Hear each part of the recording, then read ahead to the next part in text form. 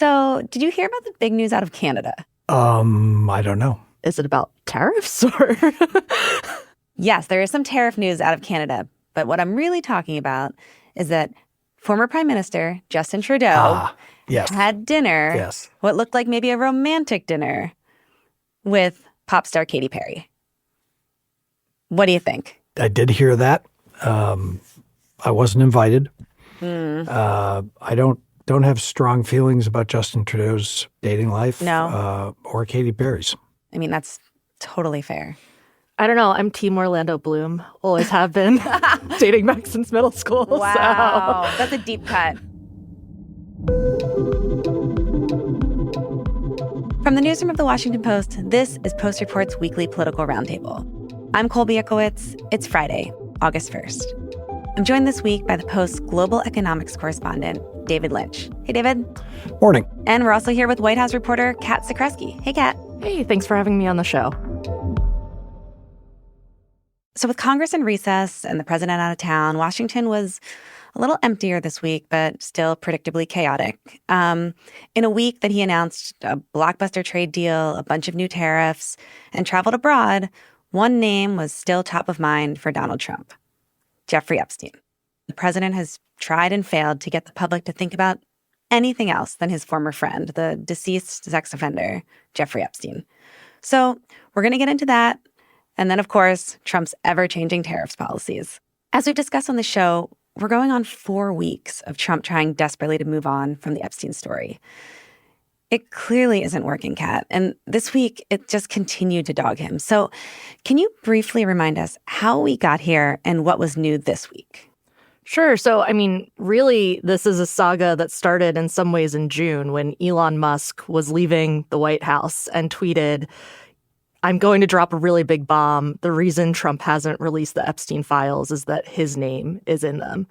And so that kind of brought more mainstream attention to the Jeffrey Epstein case again. And then back about 4 weeks ago, the administration announced that they planned not to release any more files related to the case. And this was a huge blow to members of Trump's MAGA base who really believed that the president and many of his allies at the DOJ would use their power to release these files that are at the center of a lot of the conspiracy theories that have defined modern GOP politics. And so obviously Trump has kept saying, let's move on, let's move on. And yet there's been more this week. What happened this week? President Trump repeatedly was asked about the Epstein case when he was on the road in Scotland, whether he was meeting with the president of the European Commission or boarding Air Force One. Reporters were keeping questions about this in the news. Mr. President, you have said that you have not been briefed on the Epstein files, or your name has not appeared in the Epstein files.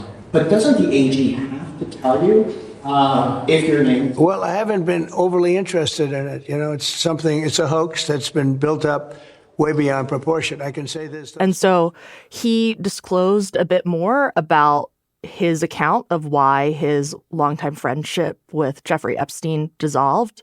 We also saw there was a lot more attention this week on convicted sex trafficker Ghislaine Maxwell, who was an associate of Jeffrey Epstein. And there were, some efforts to have her testify in front of Congress. Her lawyers said that she would be willing to do that in exchange for immunity, but ultimately it didn't seem like the congressional committees would agree to those conditions. And there's also a question of whether or not Trump will pardon her. Yes, and that was something he was repeatedly asked about, and he didn't give a definitive no to those questions, and so they will likely continue to remain in the news. And Kat, what was the reason that Trump gave for why he terminated his friendship with Epstein? So the reason that we heard from him this week was he claimed that Jeffrey Epstein, who was a member of his Mar-a-Lago club, was poaching employees from the spa there. And so this And when you say employees, these were young girls. Young girls who were working in the spa there. And so he claimed that this happened once, and he told them to cut it out. And then he said it happened again and that he then proceeded to kick Jeffrey Epstein out of the club. And this is a different account than what was reported during Trump's first term around why his relationship with Jeffrey Epstein broke down. At that time, our investigative team here at the Washington Post did some stories about how a real estate deal in Palm Beach several years after these poaching incidents that the president was talking about was really the final nail in the coffin of that relationship. And President Trump was asked about, these differing accounts and why the story has changed. And he responded, calling the reporter who asked fake news. The Post did this fascinating poll this week. It found that most Americans are paying attention, or at least some attention, to the Epstein file news, and at least 1 in 4 are paying a lot of attention to it.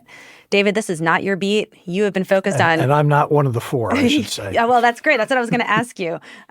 You're focused head down on tariffs and trade, but have you been following this news? Has it surprised you how it's captivated America? A little bit. I don't know that we've learned anything particularly new. It just seems like a story that won't go away. It's a sore that people continue to pick at. And the White House has seemed remarkably clumsy in trying to do away with a story that is on the right, but actually across political affiliations have been concerned about for years. Because, putting aside the various conspiracy theories and what this might mean for the president politically, this guy was a pretty bad actor. And his, henchwoman, Ms. Maxwell, who's been convicted of helping him procure young women to abuse and take advantage of sexually for years in a way that destroyed many lives. But we knew that. So right. The amount of time we're spending on it now seems unusual or unexpected. Yeah. I mean, Kat, you mentioned that Trump was abroad. He was overseas. You were with him. And not even an ocean could distance him from the Epstein saga. But what was he doing overseas? What was he trying to accomplish on this trip? Well, the trip originally was supposed to be a golf trip for the president, and he was going to be golfing at some of his clubs there in Scotland, and he was going to be having a ribbon cutting for a new golf course that was opening at one of the properties there.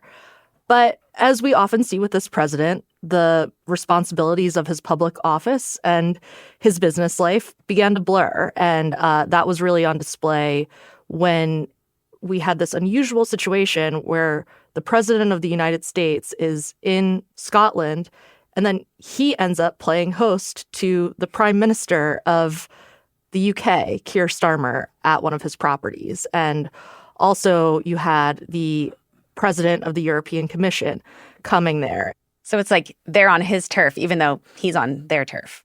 I mean, what's so interesting is that the meeting comes on the heels of an announcement of a trade deal with the European Union, right? Imposing all these new tariffs on the EU.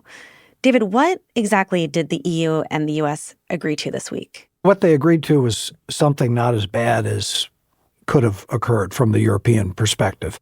The trade framework that the president has worked out with the EU will see tariffs imposed, a 15% tariff on all goods that we import from Europe into the United States.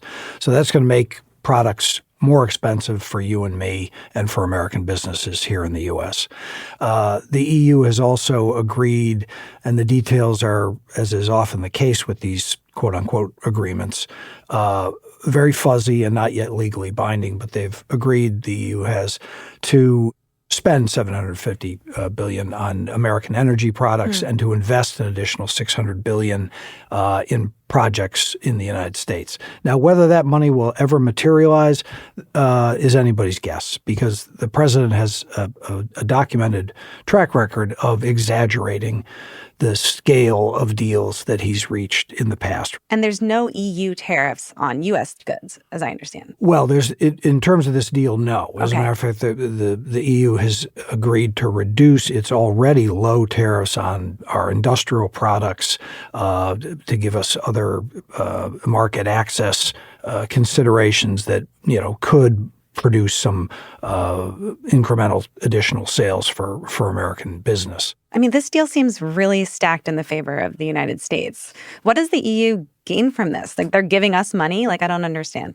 Well, yeah, they might give us some money at some point. Okay. If I were a betting man, and I'm not, shouldn't be in the betting business, but I think it is a factor to report that that people are skeptical of those $750 billion, $600 billion numbers, whether those, because we have to keep in mind the EU can say, yes, we're going to encourage our private sector to do this, but Europe is not, whatever people might think of Europe is not a state-directed economy. So this is very much an aspirational goal.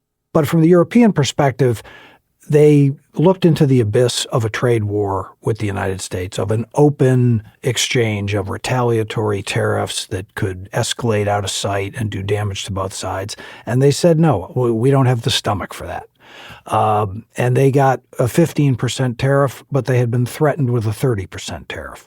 So everything is relative. This is not as bad as it could have been from their perspective, but it's certainly worse. Before President Trump took office, tariffs were on the order average of about 2.5%.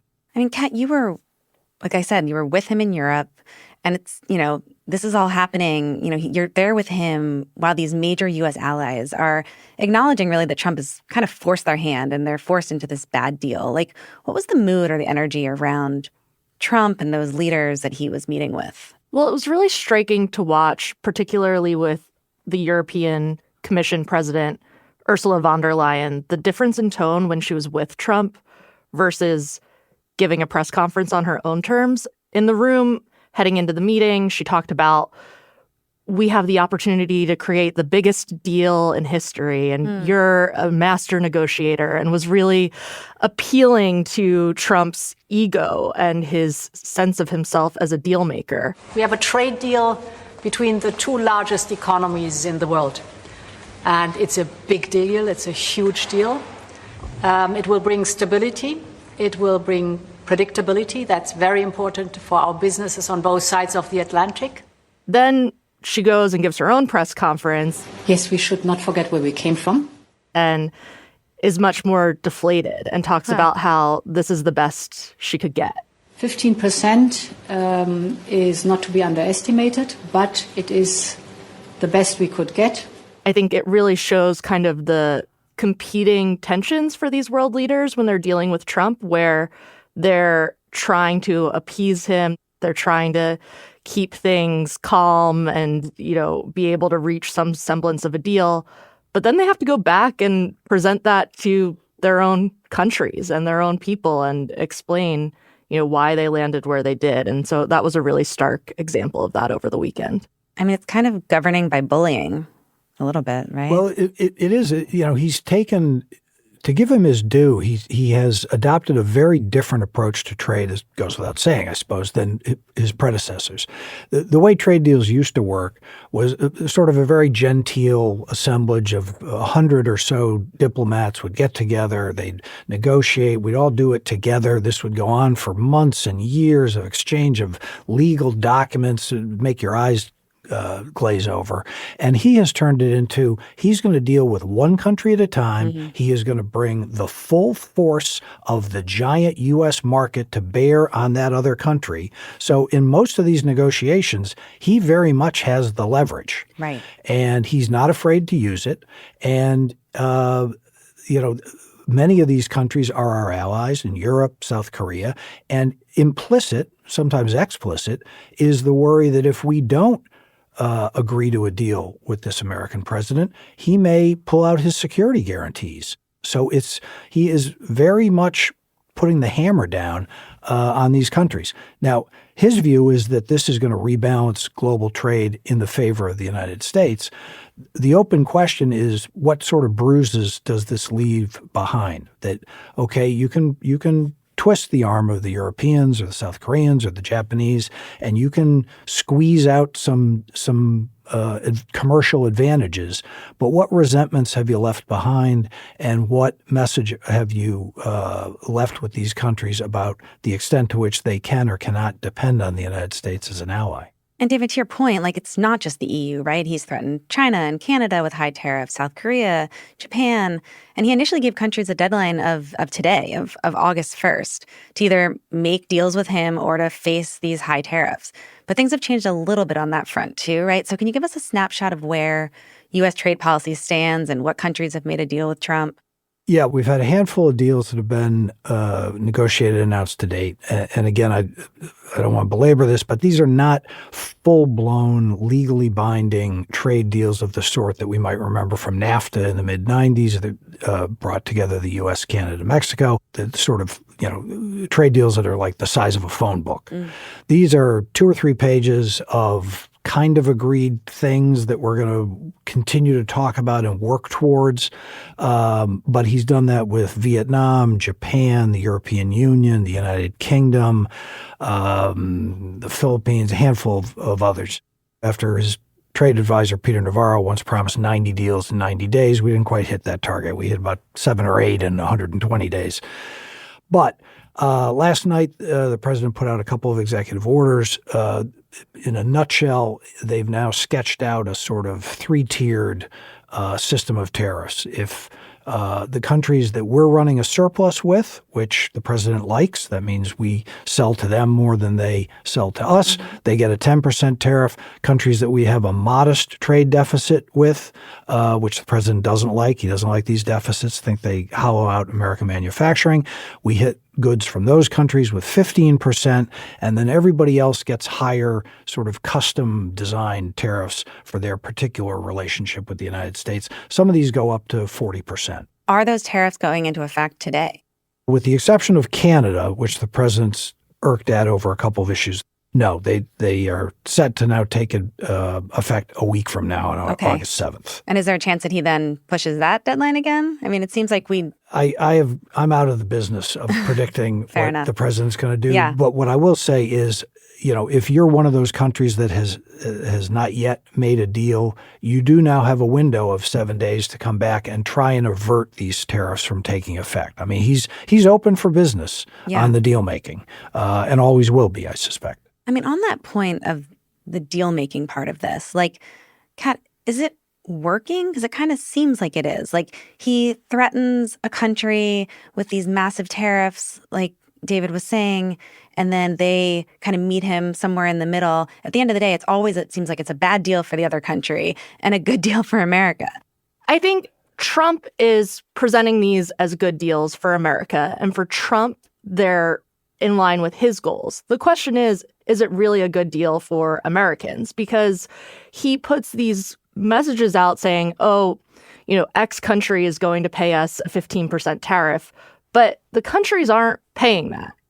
Consumers are paying that most likely because the tariffs are paid by American companies when the goods arrive in our ports. And most likely they're going to pass those taxes on to consumers. And so when he talks about this in the context of winning, it really raises the question, who's winning? Trump's agenda is winning, but are the American people? Well, guys, let's pause there. And after the break, we're going to talk more about tariffs and how U.S. consumers might be seeing price hikes because of them. We'll be right back.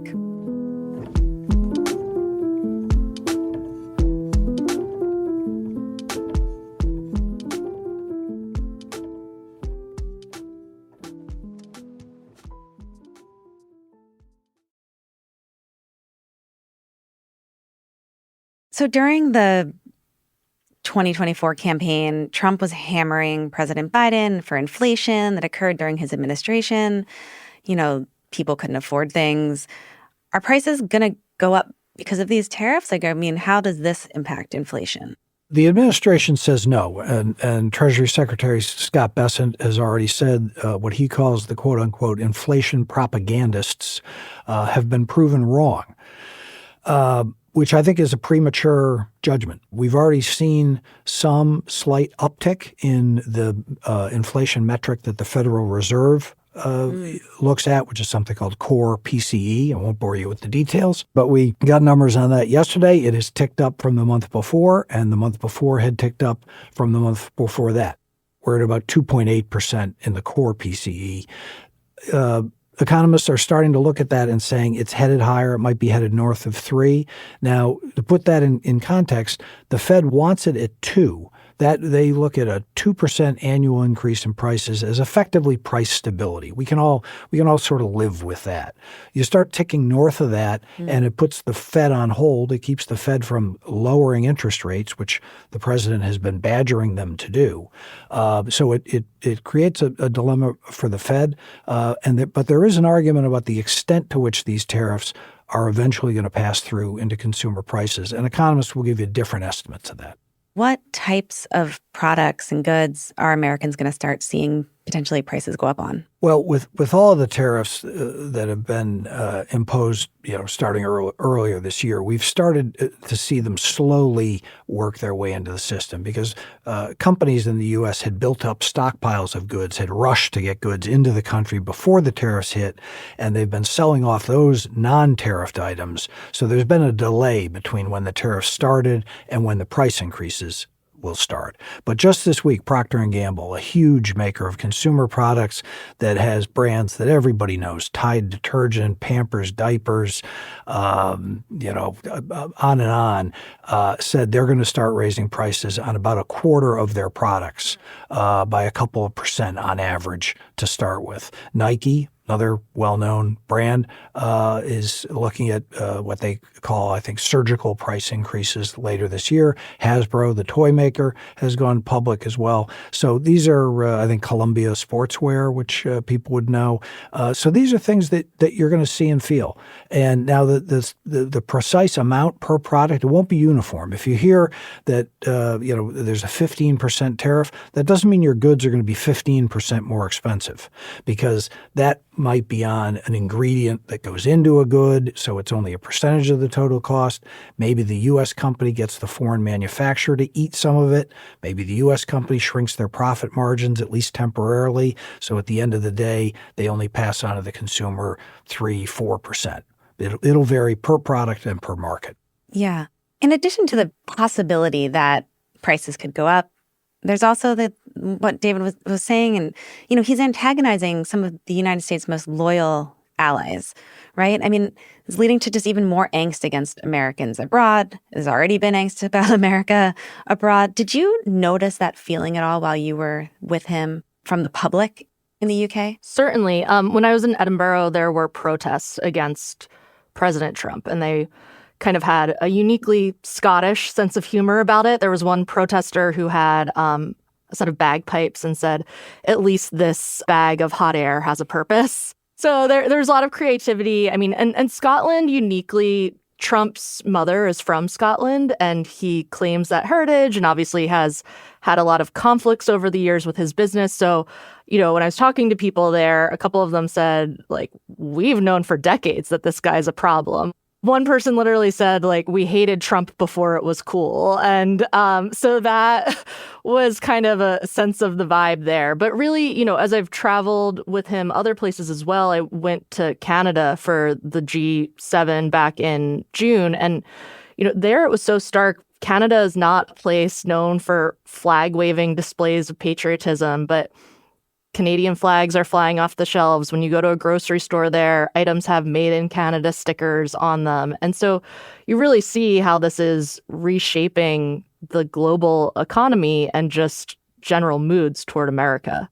That's a perfect segue, Kat. The U.S. has always been a leader in the global community, right? And now some countries seems like they're going to start developing an economic system where the U.S. isn't the leader. I mean, how long, David, can the U.S. maintain this position of implementing these big tariffs all over the world and still be considered the leader of global trade? Well, it's an open question because, so far the U.S. is alone in embracing this very different economic model. That, I think, is part of the reason why you haven't seen much retaliation in addition to the leverage that the president commands, is because retaliation would involve effectively taxing their own citizens. Raising prices for their own citizens. And other countries are still largely in the camp of trying to increase or thicken their trade relationships with others. There's been talk of a trading system that would somehow arise up and isolate the U.S. or skirt the U.S.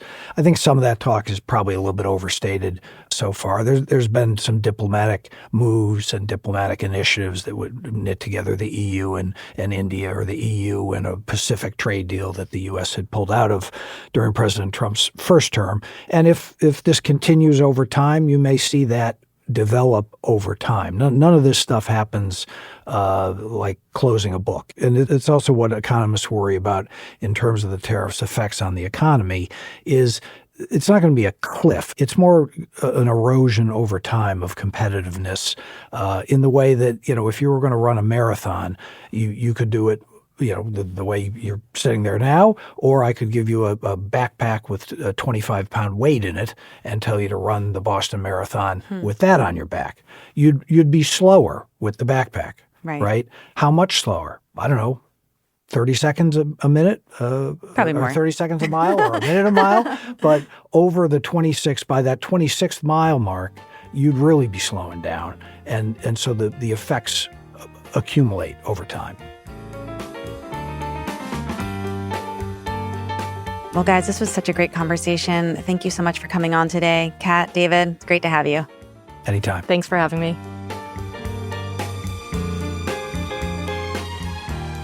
Kat Zakreski is a White House reporter for The Post, and David Lynch covers trade. Today's episode was produced by Arjun Singh and mixed by Sean Carter. It was edited by Rena Flores. Thanks to David Lauder. Our team also includes Maggie Penman, Ted Muldoon, Alana Gordon, Ariel Plotnick, Rennie Cernovsky, Sabby Robinson, Emma Talkoff, Sean Carter, Peter Bresnan, Laura Benshoff, Tadeo Ruiz Sandoval, Thomas Liu, Renita Jablonski, Elahe Azadeh, and Martine Powers. I'm Colby Ekowitz. We'll be back tomorrow with more stories from The Washington Post.